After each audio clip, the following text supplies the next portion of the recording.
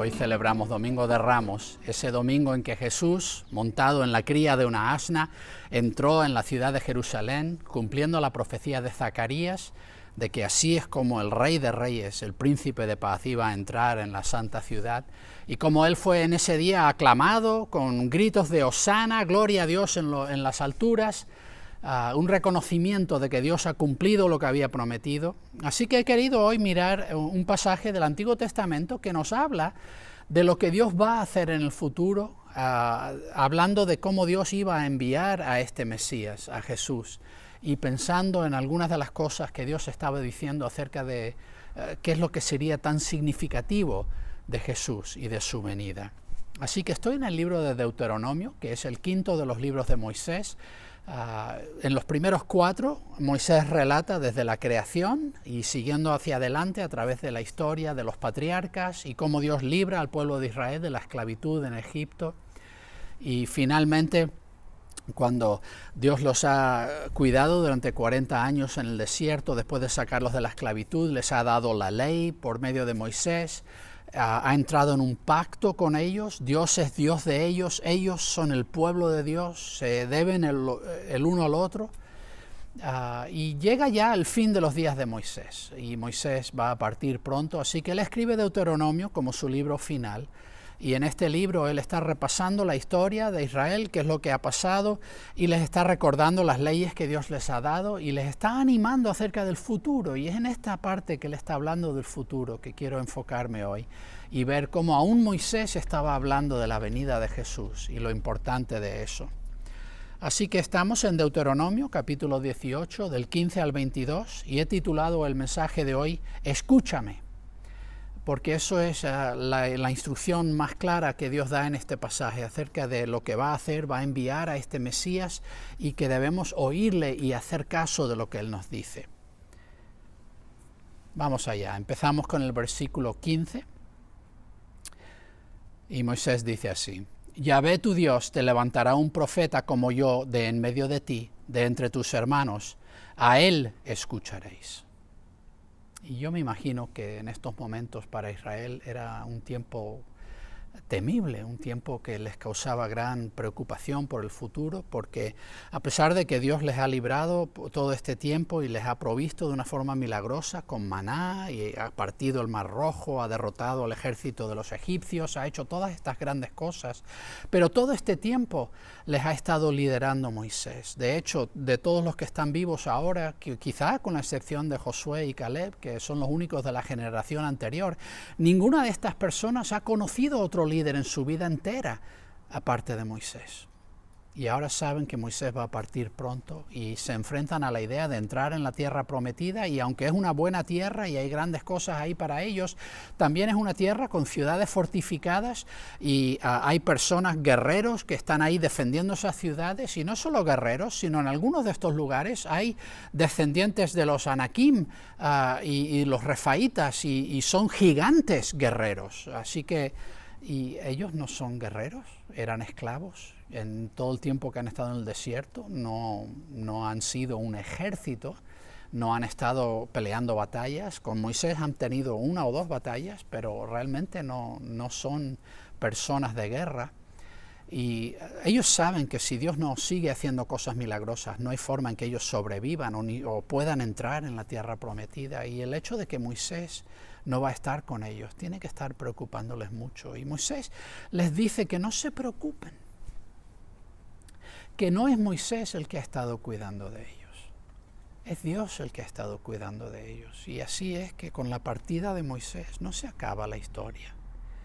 Y es una de las cosas tristes de la vida, el hecho de que nuestras vidas comienzan y terminan de una forma intercalada unos con otros.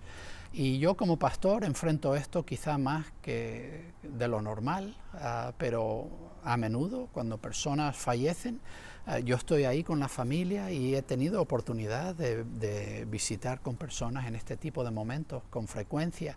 Y me doy cuenta de que una de las cosas más dolorosas de la vida es el hecho de que nuestras vidas no entran y salen a la misma vez, sino que algunos salen antes que nosotros, y cada llegada es un motivo de gozo, pero cada partida te parte el corazón. Es tan difícil esos momentos de separación.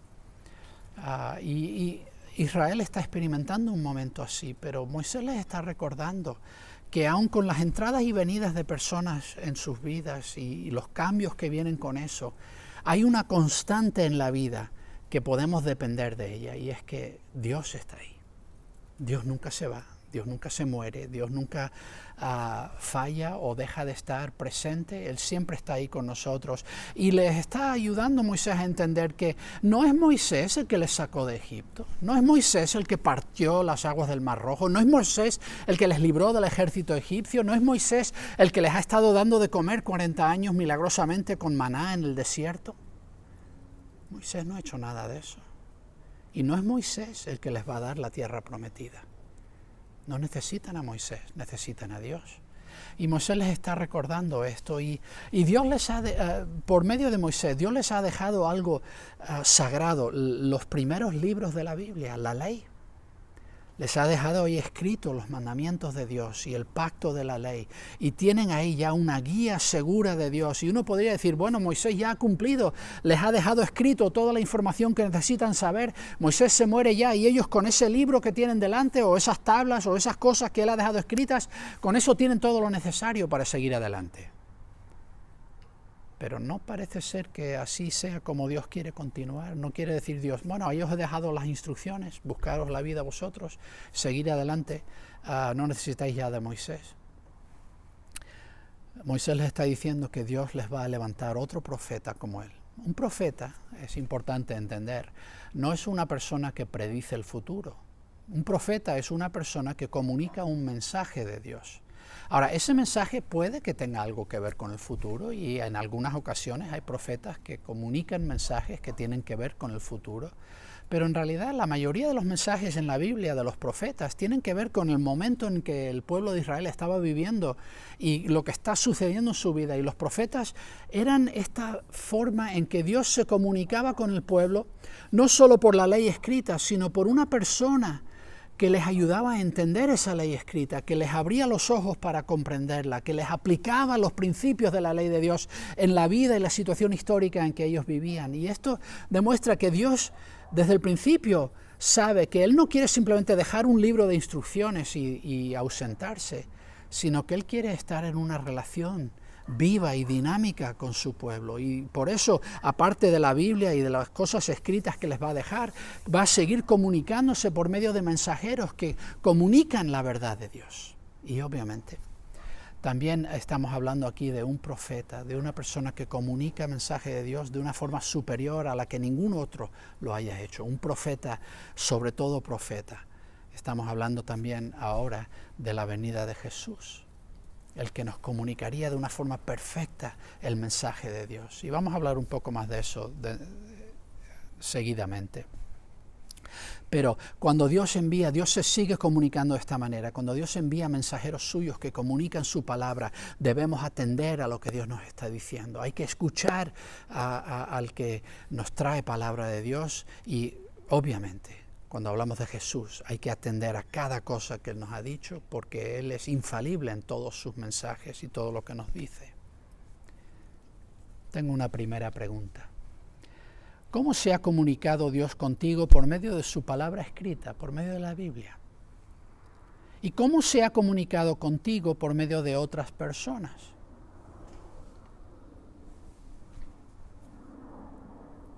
Seguimos en el versículo 16. Y Moisés les recuerda ese momento en el monte Sinaí, el monte Horeb, son dos formas de hablar de la misma montaña, ese momento en que Dios se presentó a Israel, y Dios descendió y hizo ver su gloria, y su gloria era tan grande y tan terrible y tan temible, y aún Dios no expuso al pueblo de Israel a la totalidad de su gloria, porque eso nos consumiría en un instante. El ser humano no es capaz de presenciar la plena gloria de Dios sin ser consumido en ese momento, porque Dios es tan glorioso y tan santo y tan grande que no somos capaces ni siquiera de contemplar su gloria en su plenitud. Así que Dios en la montaña ocultó su gloria detrás de un velo creado por la oscuridad, la densa oscuridad y las nubes, pero aún con esa oscuridad protegiendo al pueblo de Israel de la plenitud de la gloria de Dios. Aún con eso el pueblo de Israel estaba aterrado ante ese encuentro con Dios. Y esto es lo que referencia ahora a Moisés. Dice, conforme a todo lo que pediste a Yahvé tu Dios en Horeb, el día de la asamblea, diciendo, no vuelva yo a oír la voz de Yahvé mi Dios, ni vuelva yo a ver este gran fuego, no sea que yo muera. Y no todo el mundo ha tenido esta experiencia de tener un encuentro con Dios en el que uno percibe de una forma clara la realidad de quién es Dios. Pero los que han tenido ese tipo de encuentro con Dios entienden de lo que estamos hablando aquí. La reacción humana cuando Dios deja que se haga fino el velo y empecemos a notar y a ser conscientes de su gloria y de quién es Él. Es imposible. La reacción normal del ser humano ante eso es caer de rodillas, es llanto y un sentido profundo de no ser merecedor de estar en la presencia de Dios, un sentido profundo de ser indigno ante Dios y de la grandeza y la gloria y la plenitud de quien es Dios, y un terror, un temor santo ante esa pureza, reconociendo que nosotros no somos dignos de estar ante Él. Esa es la reacción normal del ser humano cuando Dios permite que percibamos quién es Él. Esa es nuestra reacción y es lo que entendió Israel ahí al pie del monte. Aunque Dios había ocultado su gloria detrás de esa densa oscuridad, aún esa forma de percibirla les aterraba. Y ellos eran conscientes, nosotros no podemos estar en tu presencia, nos consumiría en un instante, no somos dignos de estar ante ti. Y le pidieron a Moisés, Moisés, ve tú y habla tú con Dios y luego tú ven y nos cuentas. Necesitamos que haya alguien que sea un mediador entre Dios y nosotros, porque nosotros no podemos soportar estar en su presencia, es demasiada gloria. Demasiada pureza, demasiada santidad para nosotros, y entendemos que estar expuestos a eso nos consumiría en un instante.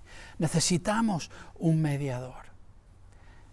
Y ellos se lo pidieron a Dios. Y a Dios le pareció bien.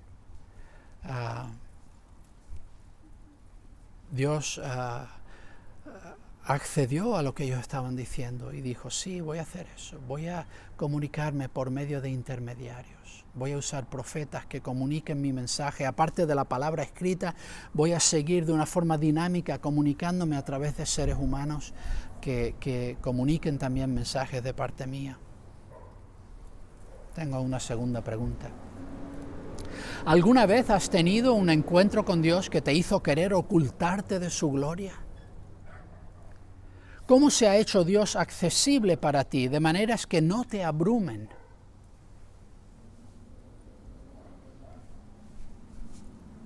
Seguimos los versículos del 17 al 19.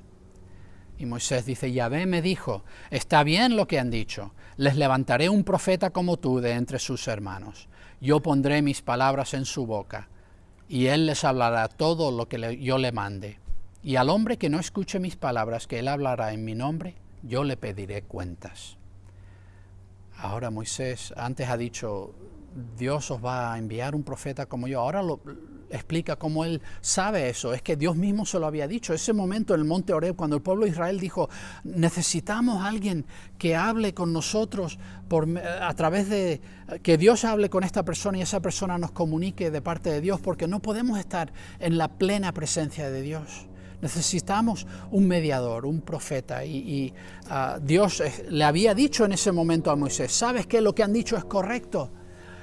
No puedo desvelarme plenamente ante el pueblo porque los destruiría en un instante, así que hace falta un mediador. ¿Sabes qué? Esa es la respuesta correcta al dilema, porque quiero esta relación con mi pueblo, quiero esta intimidad con mi pueblo, pero ¿cómo lo hacemos si mi cercanía les destruiría? ¿Cómo tenemos esta intimidad? Pues les enviaré un profeta como tú, de entre sus hermanos, uno más, un ser humano como ellos. Pondré mis palabras en su boca y él les hablará todo lo que yo le mande. Y el que no haga caso de lo que esta persona diga, yo le pediré cuentas.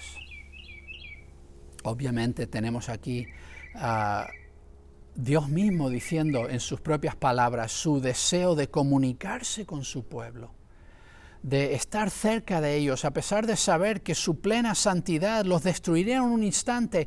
Dios dice, bueno, pero voy a hacerlo a través de mediadores y voy a buscar la forma de mantenerme cerca de ellos, no simplemente dejarles un libro escrito para que lo lean. Quiero estar en una conversación con ellos. Quiero que ellos oigan mi voz y quiero que atiendan a lo que yo les estoy diciendo. Y Dios quiere comunicarse con nosotros. Tengo otra pregunta. Si la Biblia nos dice todo lo que necesitamos saber de Dios, ¿por qué ha usado Dios a profetas, mensajeros suyos, en toda la historia humana, acompañando a las Escrituras? ¿Debemos obedecer a los profetas de Dios? Y vamos a leer los últimos versículos, del 20 al 22. Pero el profeta que se atreva a hablar en mi nombre, una palabra que yo no le haya mandado hablar, o que hable en nombre de otros dioses, ese profeta morirá. Puedes decir en tu corazón, ¿cómo discerniremos la palabra que Yahvé no ha hablado? Cuando un profeta hable en el nombre de Yahvé y no se cumpla ni acontezca lo que dijo, esa es la palabra que Yahvé no ha hablado. Con soberbia la habló aquel profeta. No tengas temor de él.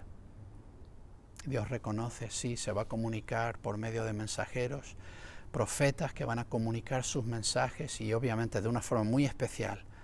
Un profeta muy especial vendrá, que es Jesús. Pero también hay el problema de que hay personas que dicen comunicar un mensaje de Dios que están mintiendo. Que Dios no les ha dado ningún mensaje que comunicar, simplemente se lo están inventando ellos. ¿Cómo sabemos si una persona está mintiendo? Si una persona que dice hablar de parte de Dios no está realmente hablando de parte de Dios. Bueno, aquí en este pasaje Moisés da una instrucción clara. Si la persona dice una cosa, que Dios ha dicho que va a hacer algo y esa cosa no sucede, pues obviamente estaba mintiendo. Porque Dios conoce el futuro desde antes de que suceda, conoce el final desde el principio, así que cuando Dios dice las cosas no hay equivocaciones, no hay errores. Así que una forma muy clara de saber que una persona es un charlatán, que no está realmente hablando de parte de Dios, es que lo que dice la persona no sucede como dicen. Y les animo a que sean honestos cuando una persona continuamente está diciendo cosas y lo que están diciendo nunca se está cumpliendo o se cumple la mitad de las veces. Deja de seguir a esa persona, deja de escuchar lo que están diciendo. Si una persona dice algo y no sucede, es que Dios no le había dicho que dijese esa cosa. Estaba hablando de su propia mente. No debemos tener temor de tales personas. Y hay otra forma también de saber, porque a veces uno dice, bueno, pero esta persona dijo esta cosa y se cumplió lo que dijo, así que, bueno, entonces quiere decir que es un profeta verdadero, está realmente comunicando palabra de Dios. Bueno, es posible que no.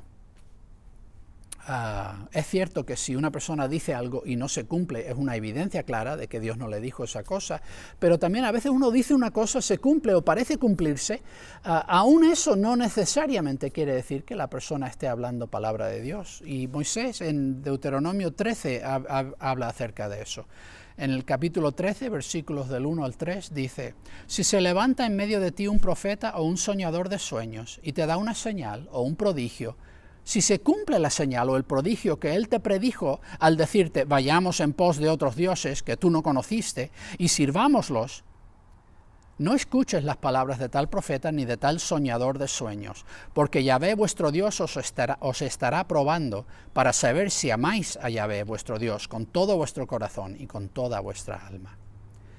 Es posible que una persona diga algo y que se cumpla y aún así esté mintiendo. Y la forma de saberlo es, Dios ha dicho ya cosas claras. A Israel les había dicho a través de los 10 mandamientos, no adorarás a otros dioses, no tendrás otro Dios delante de mí, no te harás imágenes, ni te inclinarás ante ellas. Y todo esto Dios lo había dejado claramente. Así que si un profeta dice algo y se cumple, y luego el profeta dice, así que ahora lo que tienes que hacer es adorar a otro Dios, está mintiendo. Porque lo que dice está contradiciendo lo que Dios ya ha dicho de una forma clara. Así que la Biblia se convierte en nuestra forma también de evaluar si lo que una persona está diciendo viene de Dios o no.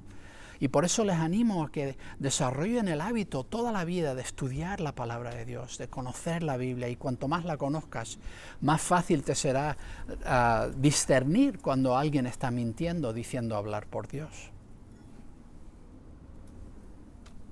Tengo una pregunta. No todo el que dice hablar por Dios dice la verdad. ¿Cómo podemos diferenciar a un mensajero genuino de Dios de uno falso? Y tenía unas palabras finales que quería decir acerca de esto. Un profeta como yo. He hablado en general de profetas, pero creo que este pasaje de Deuteronomio 18:15 habla también específicamente de un profeta. Y esta es la cosa en la historia de Israel que el pueblo se le había quedado trabado en la mente. Es esta cosa de que Dios dice, voy a levantarte un profeta como yo. O Moisés dice, Dios ha dicho, voy a levantaros un profeta como yo. Y el pueblo de Israel se quedaba mirando atrás. Sí, ha tenido grandes profetas, Elías, Eliseo, Isaías, Jeremías, Daniel, Ezequiel, tremendos profetas de Dios. Pero realmente diría uno que eran como Moisés, porque esta es la cosa, con Moisés Dios estableció todo. Les dio la ley, les dio el pacto, les dio las pautas que gobernaban su relación con Dios.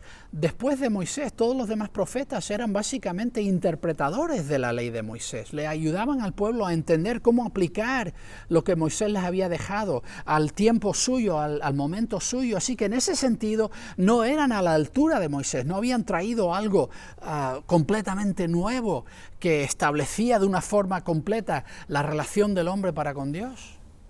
Así que estaba Israel esperando la llegada de un profeta con P mayúscula. Un profeta único y especial y superior a todos los demás, a la altura de Moisés. Y vemos esta especulación en el Nuevo Testamento. En tiempos de Jesús había gran expectativa de que Dios iba a enviar a un Mesías, y también entendían que la Escritura hablaba de que antes de la llegada del Mesías Dios iba a enviar a Elías para preparar el camino para el Mesías. Y también esta palabra que hemos visto en Deuteronomio, de que Dios iba a levantar a un profeta como Moisés. Así que hablaban de el Mesías, de Elías, del profeta, y no sabían muy bien si esto eran tres personas diferentes, o Elías era uno y el profeta y el Cristo eran una misma persona. No estaban muy seguros. Y cuando sale Juan el Bautista y comienza su ministerio, obviamente el pueblo de Israel tiene preguntas. A lo mejor este es el Mesías, a lo mejor este es el que estamos esperando. Así que tenemos esto en Juan 1, 19 al 21. Cuando los judíos le enviaron de Jerusalén unos sacerdotes y levitas para preguntarle, ¿quién eres tú? Él confesó y no negó, sino que confesó, yo no soy el Cristo. Y le preguntaron, ¿qué pues? ¿Eres tú Elías? Y dijo, no lo soy. Y como un pequeño aparte aquí, creo que por humildad, Juan el Bautista mismo pensaba que él no era ese Elías, que su labor no era tan importante, que él no podía ser esa gran figura de preparación para el Mesías. Y sin embargo Jesús mismo dijo de Juan que sí, efectivamente, él era ese Elías. Así que él era el Elías, aunque él ni siquiera lo reconocía de sí mismo. Él pensaba que él a lo mejor no llegaba a esa altura de importancia, pero sí él era el Elías, aunque él lo negó. Y la última pregunta, ¿eres tú el profeta? Y respondió, no, eres tú el profeta. Se están refiriendo a este pasaje que estamos mirando hoy. Así que más adelante en el versículo 25 le preguntaron y le dijeron, entonces, ¿por qué bautizas si tú no eres el Cristo, ni Elías, ni el profeta? Bueno, al final resulta que sí era Elías y por eso estaba bautizando. Pero vemos ahí esa expectativa de este gran profeta que aún había de venir.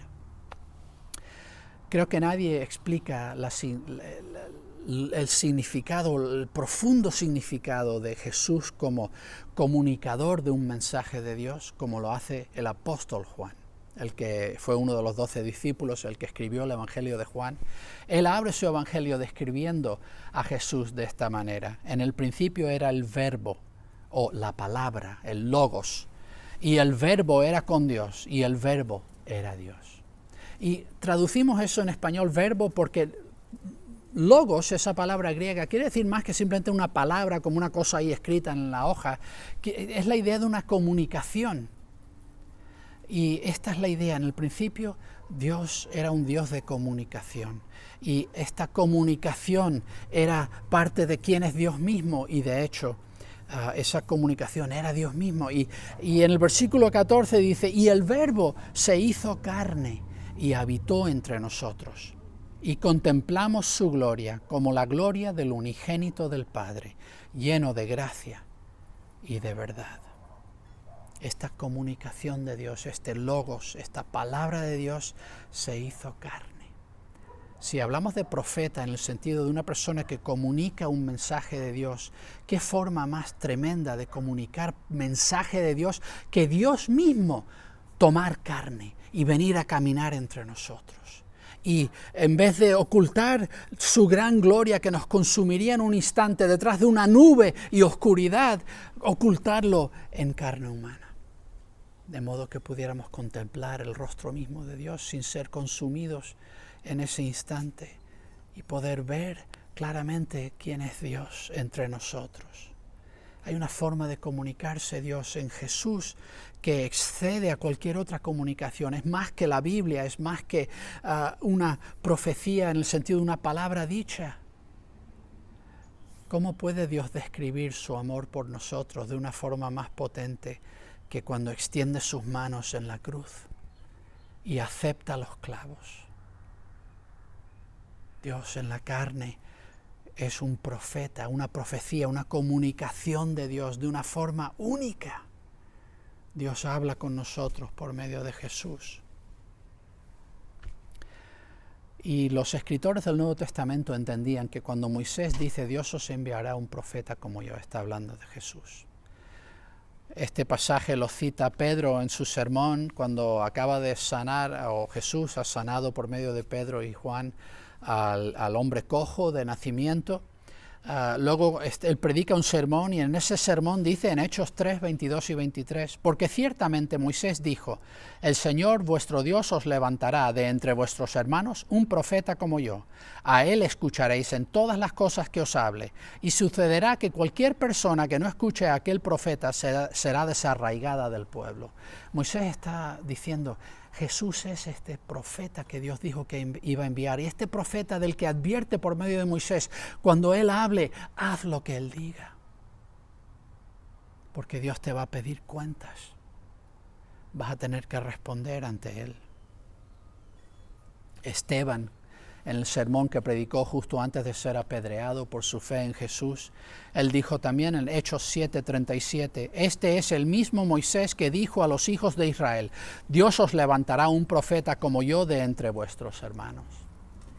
Jesús es ese profeta que nos comunica el mensaje de Dios de una forma que nadie más ha hecho. Tengo una última pregunta. En Domingo de Ramos recordamos el momento en que Jesús fue recibido como el Rey prometido de Dios.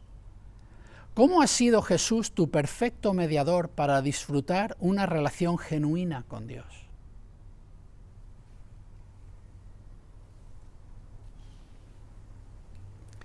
Este Domingo de Ramos recordamos la venida del Rey de Reyes, del Príncipe de Paz. Recordamos también que ese Rey de Reyes, ese Príncipe de Paz, ha venido como el profeta prometido, el perfecto mediador que nos permite tener una relación íntima con Dios, con el Dios que es tan santo que de estar expuestos plenamente a su gloria nos consumiría en un instante, pero Dios ha velado esa gloria en carne humana al venir a nosotros en la encarnación en Jesús y se ha hecho accesible y cercano a nosotros.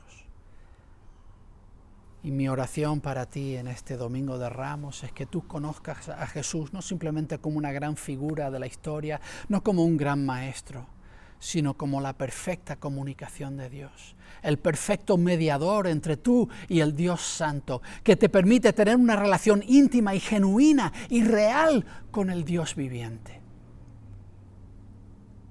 Espero que hoy lo hayas recibido como tu Rey, que hoy hayas puesto tu vida en sus manos y que hayas hecho la disposición de tu corazón de hacer todo lo que Él te ha comunicado.